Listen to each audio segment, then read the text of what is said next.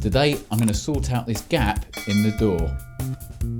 As you can see, the door has dropped and it's created a big gap on this side here.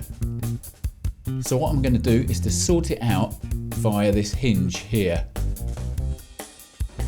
I'm going to use this piece of wood here just to raise the door and keep it in the correct position while I unscrew the top hinge.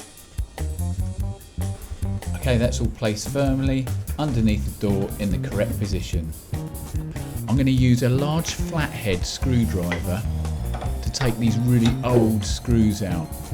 But it is really tricky as they are really stuck firmly as they've been in here for so many years.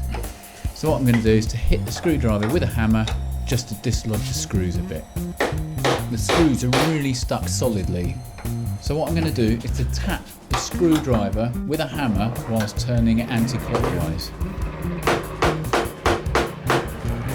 Great, that's working. That's loosening the screws.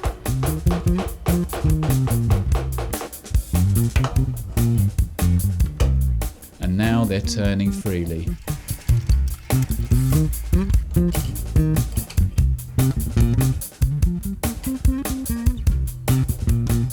Great, that's all the screws out and the top hinge off.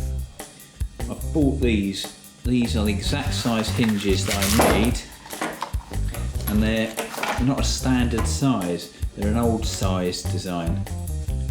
So let's see if this works. I've used a screwdriver just underneath the door here just to wedge the door up further, just to make sure it's at the correct angle. And now it's time to fit the new hinge.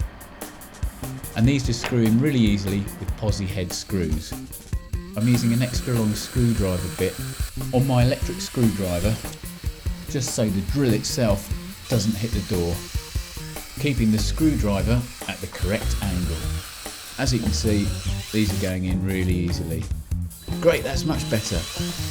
Okay, now to do the same on the bottom hinge.